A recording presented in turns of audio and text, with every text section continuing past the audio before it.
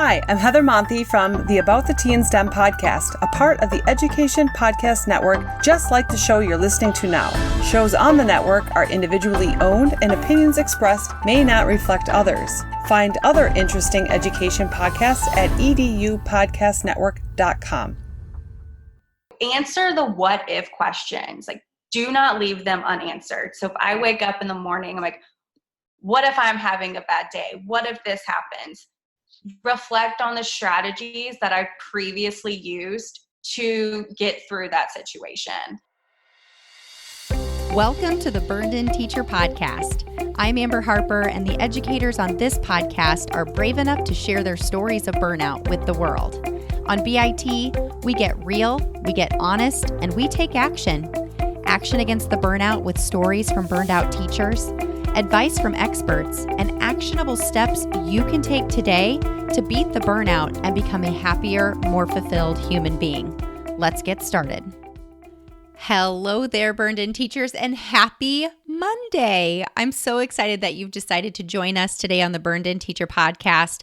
This is one part burnout and all other parts action, inspiration, and support for teachers dealing with burnout. My name is Amber Harper. I am your host, and this episode is airing on my 37th birthday. So if you have birthdays out there today, let me know on social media. Tag me at Burned In Teacher. I hope you have a fantastic Monday. And even if it's not your birthday, I hope that your day is full of joy and inspiration. And if it's not, then this is a great episode for you. Today, we're going to be talking to Erin Roberts. She is 27 years young, and this is her third year in special education as a teacher. She loves Pilates, anything water related. She does live in Florida, and coincidentally, I was born in Florida 37 years ago today. She also loves Bravo TV, and I'm so excited to share my conversation with her. You know, some of my favorite interviews on this podcast are with teachers who are living their day-to-day lives in the classroom, giving them a voice, giving them a chance to share their challenges and also their wins, what it is that they are doing in their day-to-day life to either get out of their burnout or to avoid it in the first place. You know, speaking of challenges, I want to remind you that this month, November, is dedicated to reflecting on your challenges. So if you have not already gone to burnedinteacher.com/reflect and gotten your free chapter of my Burned In Teacher ebook, Reflect on Your Challenges, Chapter 3, go do that now. It is such a great way for you to take the steps necessary to really acknowledge and give respect to what it is that is truly challenging you so that you can move forward. That's what this podcast is all about. It's about taking your next best steps, no matter where you are in your career, no matter what it is that you truly want. When is the last time that you've really sat down and asked yourself, what do you truly want? You know, if I've not made it clear in the past, Burned In Teacher is not about making you feel like you have to stay and be content in the exact position that you are in now in education. It's also not about getting you out of education. Burned In Teacher is about helping you as a human being take your next best steps and reach your next goals that you have set for yourself, about stepping back so you can step forward or even take leaps forward in your life, not just as a teacher, but as a human being. So this girl's birthday wish today on November 18th, 2019, is that you take a second and just get quiet or grab a piece of paper and a pencil and just jot down your wants, your needs, your goals, your dreams, your desires. What is it that you truly want for yourself? And just dump it all out there on the paper or say it out loud if you're listening in your car this morning or in the afternoon on your way home. And then I want you to reflect on why.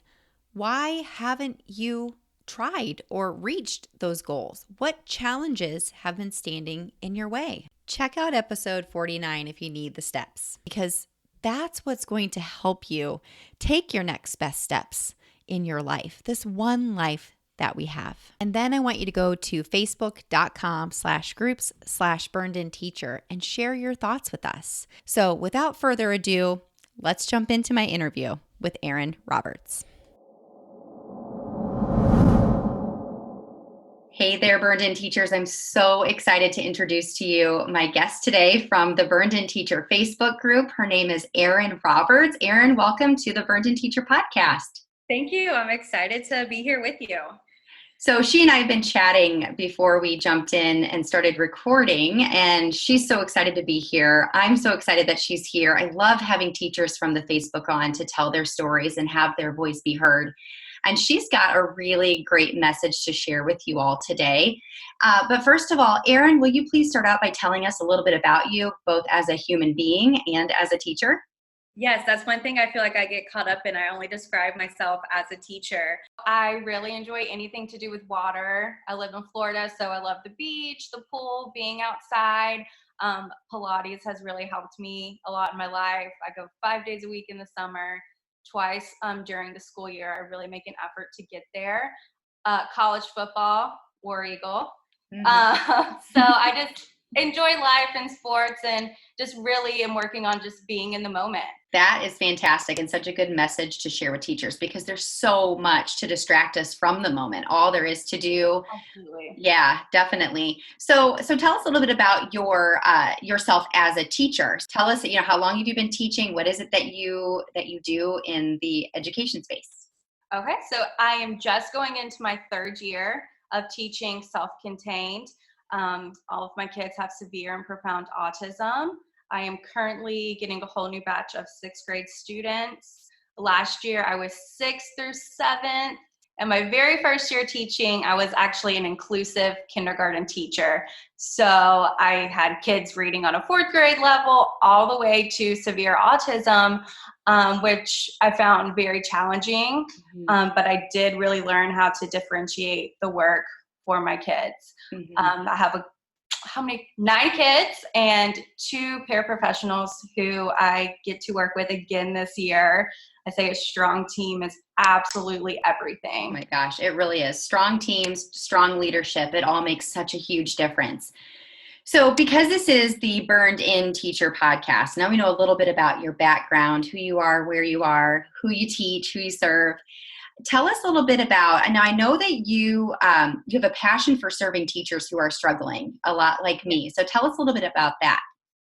So when I found myself towards the end of the last school year, really struggling to handle my emotions and my anxiety within the classroom, I really reached out on social media to find others like me. I reached out to, I wrote these names down, the Autism Helper, Stephanie, I know she was on your podcast. Yeah, Stephanie DeLussy. Yes, and honestly, she was the first site I came across, and I would just see all of her inspirational quotes that she would post, and I was like, this girl totally gets it. And I've actually reached out to her about starting my own blog. I have not done that yet, but she was responsive and gave me great advice on how to get going. So I feel like I'm definitely in the beginning process of trying to help others as well. And that's exactly, I don't know how much you know about Burned In Teacher story and my story in education, but that's exactly why I started Burned In Teacher. Yes, I listened to your stories. Yes. So it was definitely, Burned In Teacher was born out of burnout because I decided I am not going to be ashamed of this anymore. I'm going to start talking about it. So I thought the blog is the easiest way that I can think of to get started. And it's so evolved into what it is today, and it continues to evolve.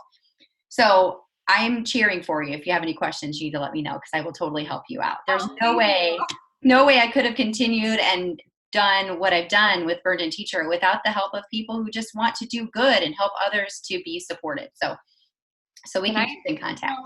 I'm only going into my third year teaching, and this is my absolute passion. And to be feeling the way that I did, I was disappointed because I'm like, this is not how I should be feeling. This is my passion to teach these children, and I'm only starting on year 3. I've got to figure out a way to cope and and figure it out so that I continue to live my dream out. So. Oh my gosh, this is so exciting, goosebumps. So this is a great lead in to tell us your story of burnout, because that's where all of this starts. So tell us, what you started to feel, what you started to think, what was going on? So I would definitely say I realized I needed to reach out when I was eating dinner and just started crying at the dinner table. I have a long-term supportive boyfriend. He's so great, but he's not in the education world, so he doesn't always understand where I'm coming from. So I really took that opportunity to seek therapy. I go once every 2 weeks. But just the daily struggle of holding it together. As an educator, you wear so many hats. I'm a nurse, I'm the teacher. Sometimes I feel like I'm a therapist, even though I'm not. And it becomes really overwhelming. And I always think that I have to do it all. Yes, I have my 2 paraprofessionals who are absolutely amazing. But I struggled with giving them tasks to do because it wasn't right unless I did it. So I just really learned to just take a step back and ask for help when you need it, please. I just sent a teacher friend a text. She was asking my opinion about something that she either needed to say yes to or no to. And I said, honey, we are not superheroes. Contrary to popular belief and all the t-shirts and all the things, we're not. We are human beings. We have limits and we have to set boundaries. And right now, I think we need to say not right now, because she was really honored by this thing that she was being asked to do. And I think that's the thing. We have FOMO so bad. I know. In addition to maybe some control issues. 100%, yeah.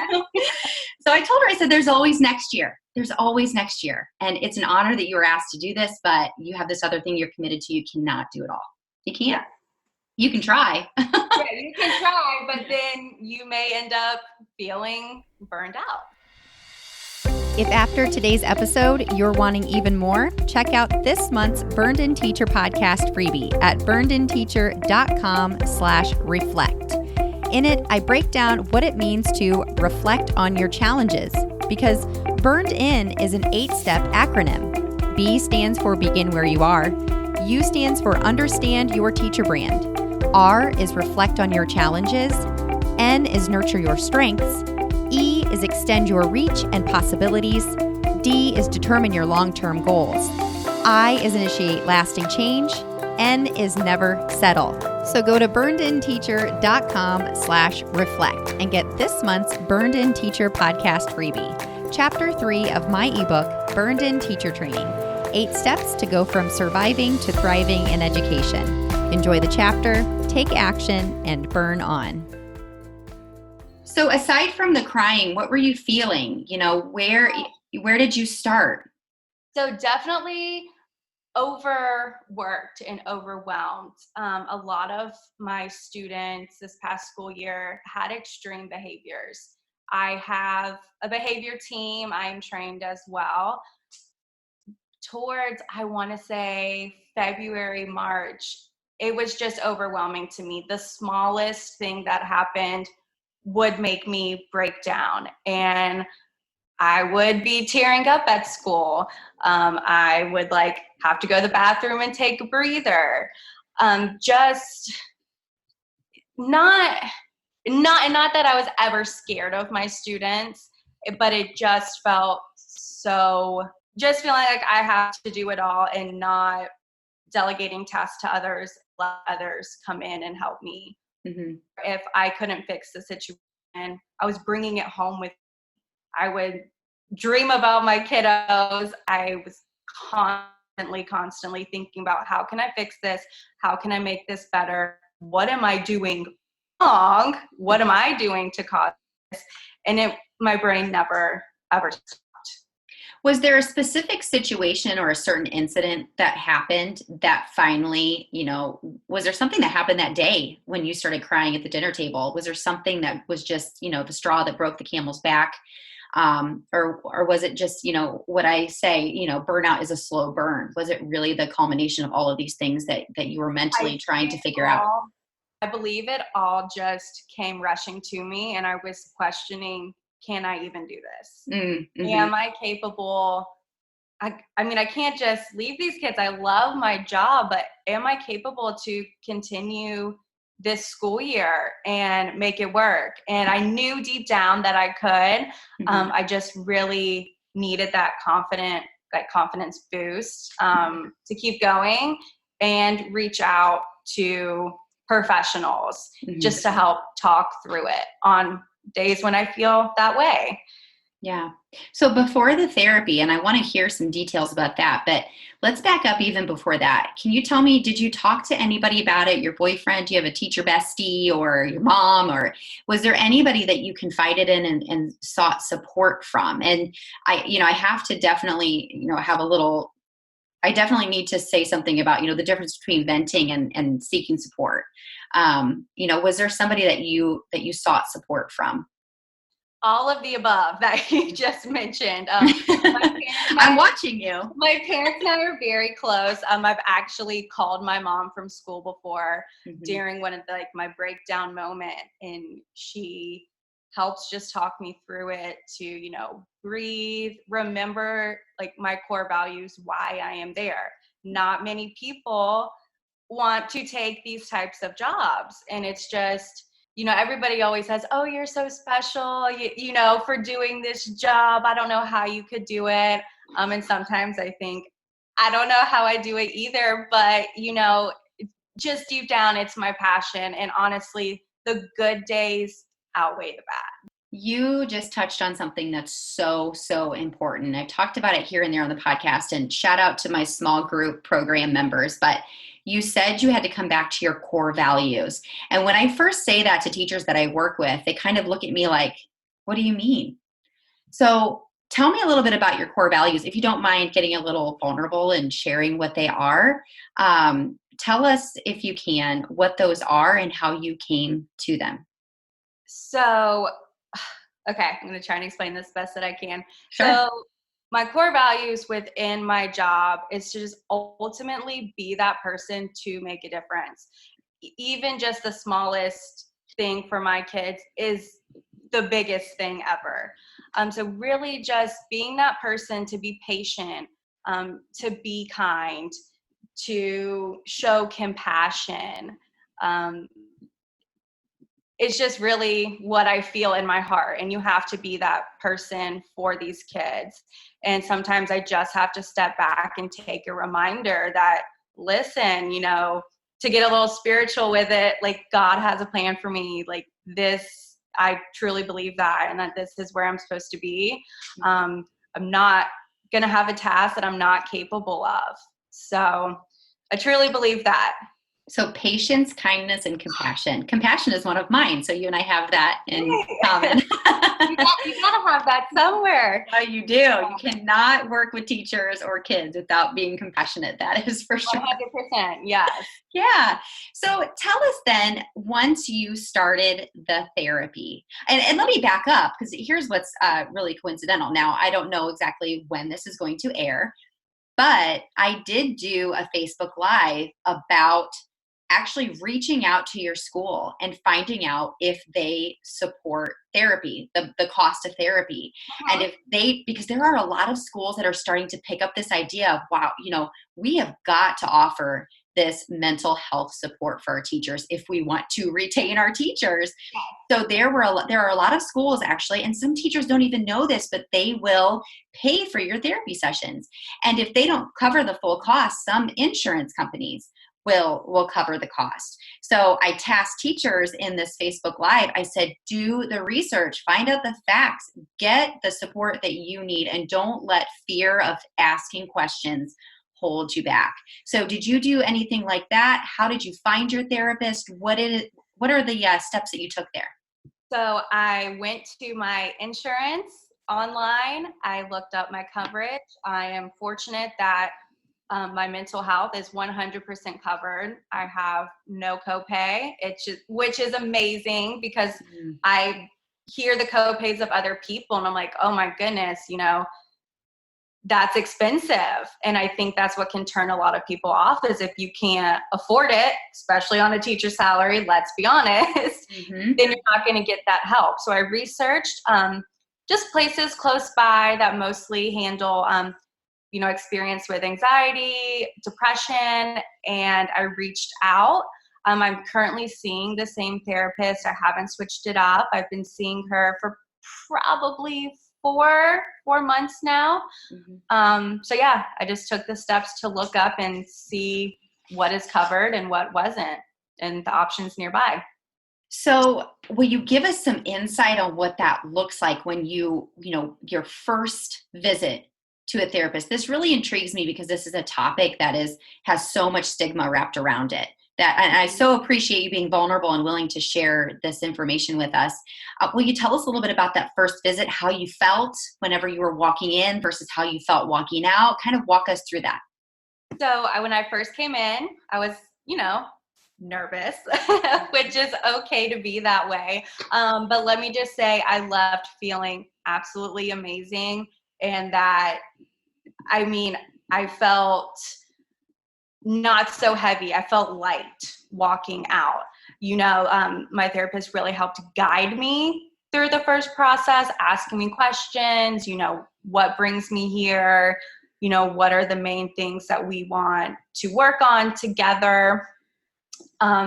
So yeah, overall it was really great. And I say, if I had left feeling uneasy, that would have been a sign that maybe I need to try out some other people and see who works and who doesn't work. But just the fact that I left there after one 45 minute session, I just wanted to keep talking.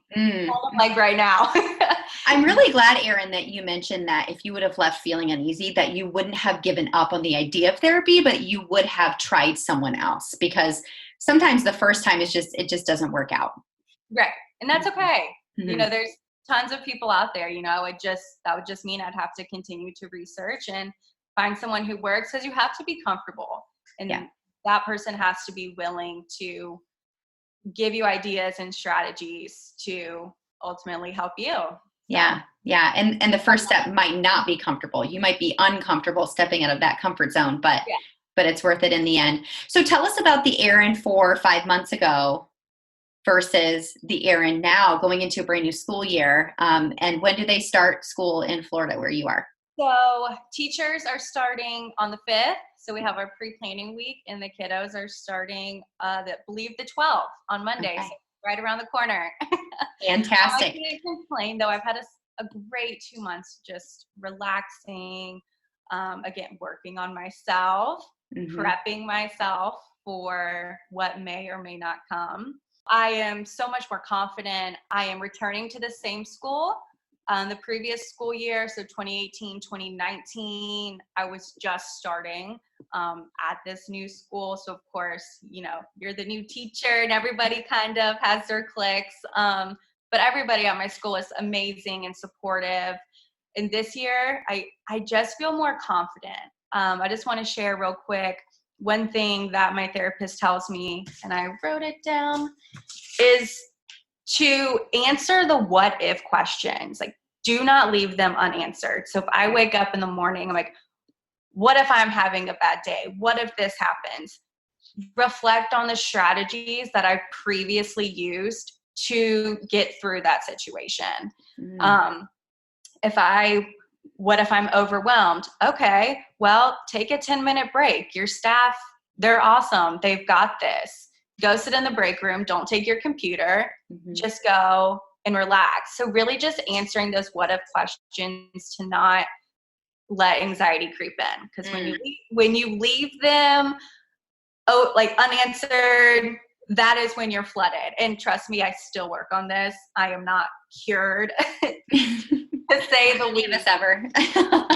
It's just something I have to work on daily. And if you let those questions linger, that's when your imagination runs away with you. And that's when I love Stephanie DeLussie's episode so much, episode 40, because she is so steadfast in her belief that her anxiety is a liar. And that's Dolores, when we start. right? Dolores, yeah, Dolores starts to tell lies, she says. And she, I loved her idea of journaling, writing down all these lies, and then following that with the truth.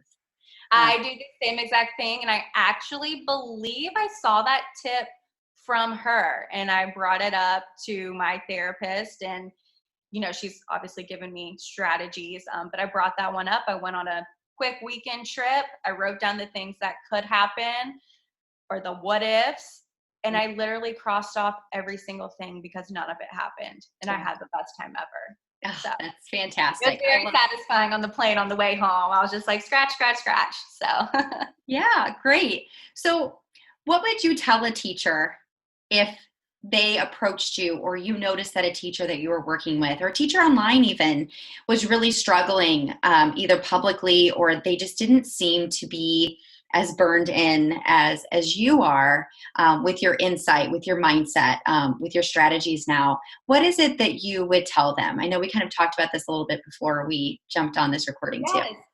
I would want to tell them, one, be confident in yourself. There's a reason you are here for this job. You got this job because you are capable. Two, maybe that should even be number one, breathe.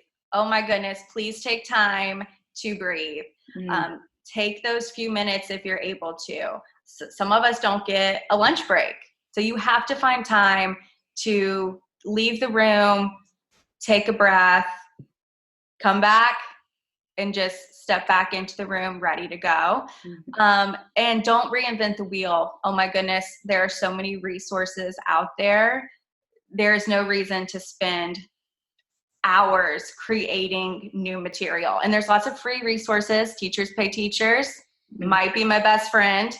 I didn't even know about Teachers Pay Teachers when I was in college. I wish I had. That would have been very helpful. Wow, that surprises me.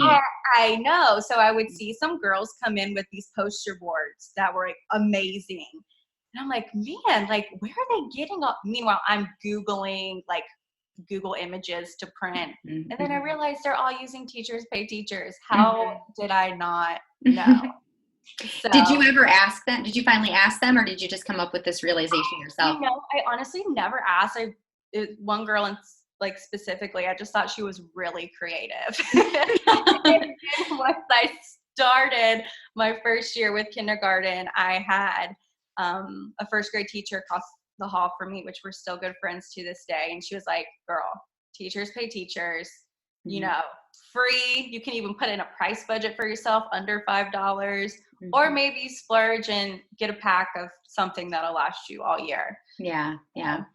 I always encourage teachers, and I did this with my students too, let other people who are showing a lot of success inspire you rather than intimidate you.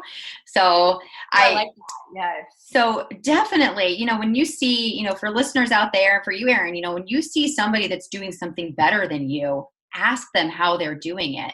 More than likely, they are going to be more than willing to help you and to give you resources or point you in the right direction or give you the confidence that you need to take the step in that direction.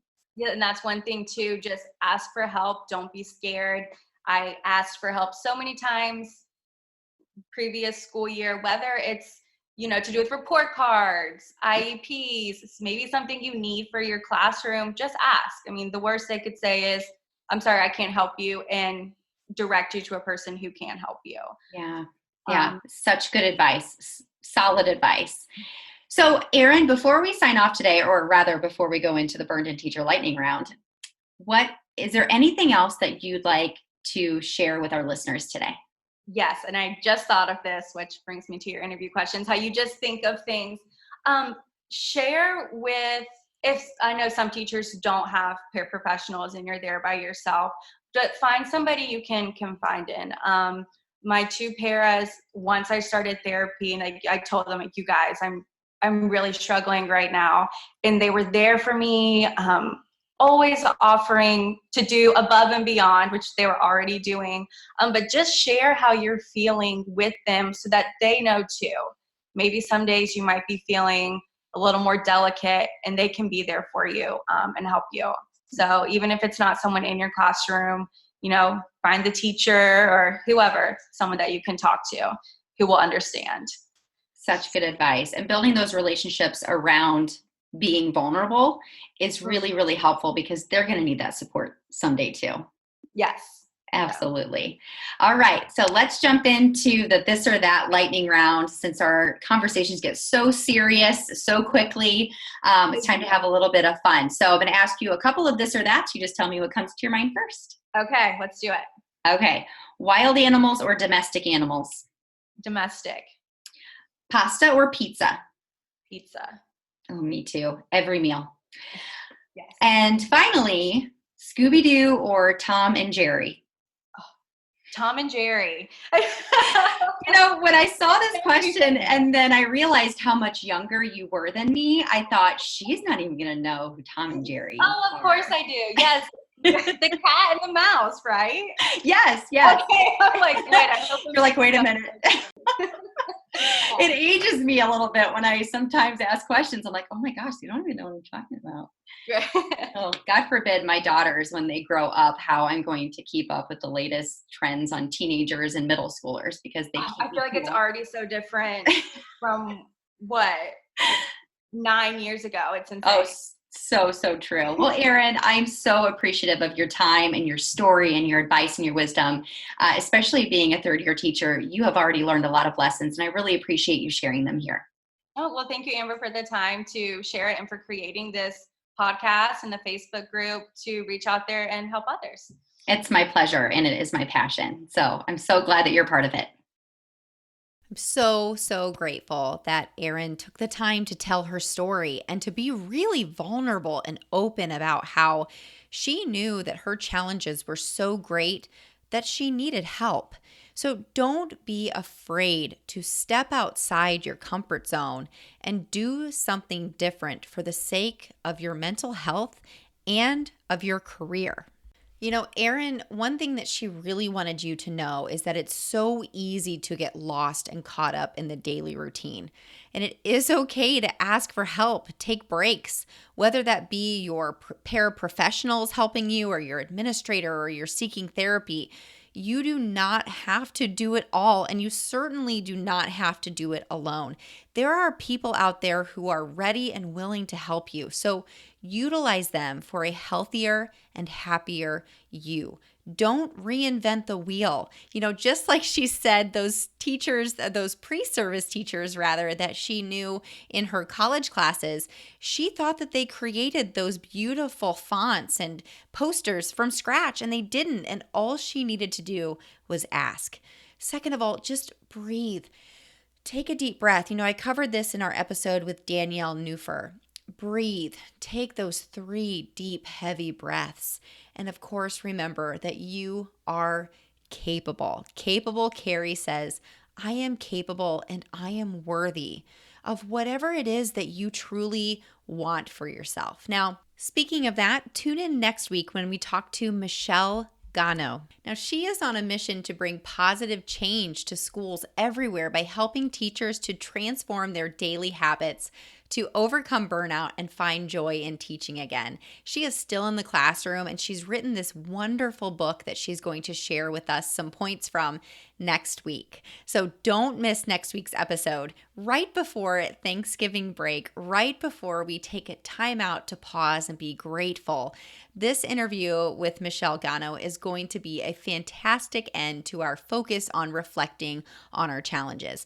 Now, I also want to let you know with a couple weeks notice that I am going to take December off to take some time to prepare myself and to prepare content for the second half of this school year. So as you know, I've been going through the burned in process with you slowly through these last couple of months, and I want to take the time to make sure that I'm well prepared for the final months of season 3 of the Burned In Teacher podcast. And I am going to take December off to really refocus, recharge, re-energize so that I can be my best for you when we come back in January with Nurture Your Strength. So I will be here next week with my interview with Michelle Gano. And until next week, take a deep breath because you just took another step to becoming a burned in teacher. Burn on.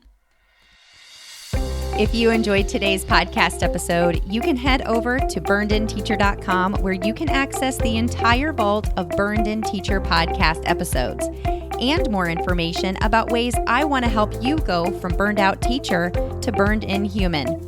If you enjoyed today's episode, I would be so grateful if you would head over to iTunes and leave a review and a rating about the Burned In Teacher podcast. Until next time, take a deep breath because you just took another step to becoming a burned in teacher. Burn on.